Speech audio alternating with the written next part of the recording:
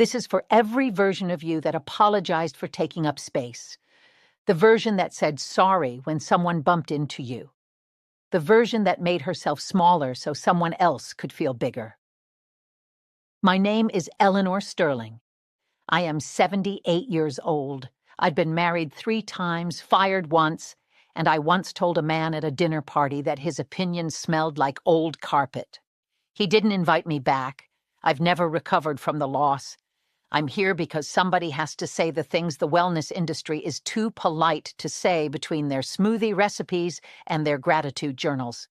I finally stopped caring enough to get honest. So, sit down, get a drink if you need one. Let's talk about the rules that actually changed my life. Not at 25, but after 70. In 1987, I had a brilliant business idea. I carried it around for 3 years like a handbag I was too nervous to open. I kept waiting for when I'm ready or when someone tells me I should. Here's what they don't put in the brochure. Nobody knocks on your door to officially grant you permission to pursue the life you actually want. That letter does not come. I waited for it until I was 63. Do you know what arrived instead?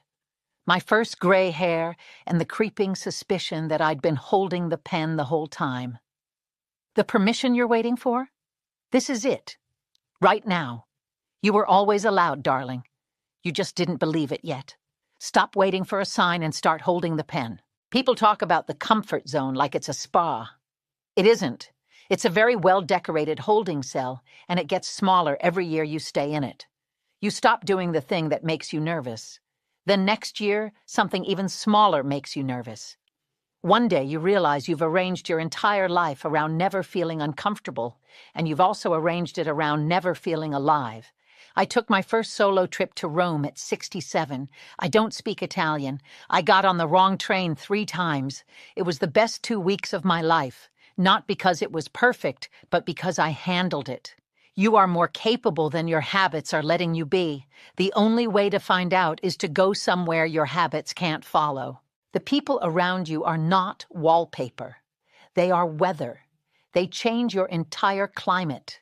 If you surround yourself with people who have given up, who mistake cynicism for intelligence, and shrink your ideas down to the size of their own fears, you will become the average of that, quietly, without noticing.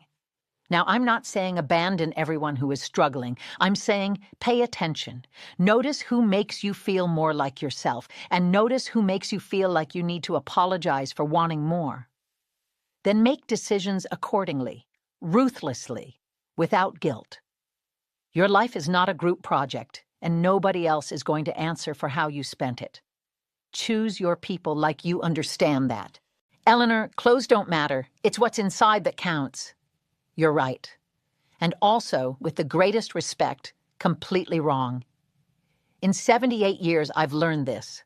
How you show up changes how you feel. How you feel changes how you speak. And how you speak changes what you get. This isn't vanity. It's cause and effect. When I put on these rings and this jacket, I'm telling myself, today I will not be ignored. Are you showing up like someone who matters? Because you do. Somewhere along the way, we started moving through the world like we weren't sure of our own value. Wear the thing, buy the earrings, sit at the head of the table even when nobody assigned you a seat. Show up like you intended to arrive. I've lost people. My parents. A child.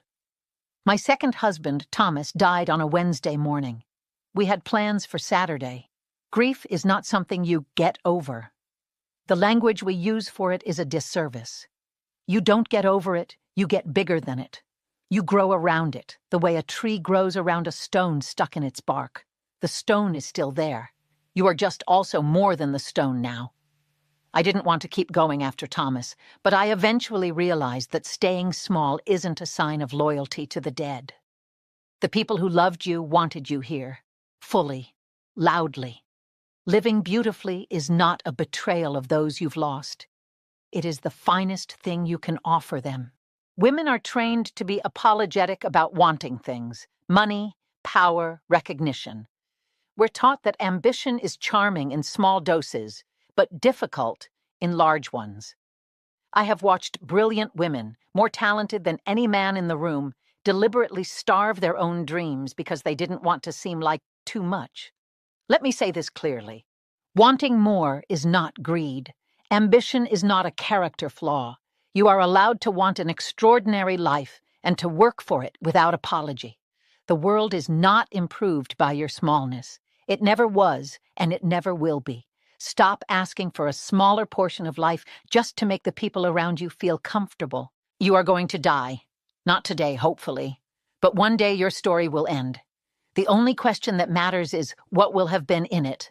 Not what your resume looks like, but what will you have felt? What will you have refused to miss? I am 78. I've made spectacular mistakes. I've embarrassed myself in 4 countries. I've loved people who didn't deserve it. But I have also danced at 2 a.m. in a kitchen in Lisbon. I have said exactly what I meant. I have been here. Fully. Inconveniently. Gloriously here. I don't know how much time I have left. Neither do you. So I suggest we stop spending it so small.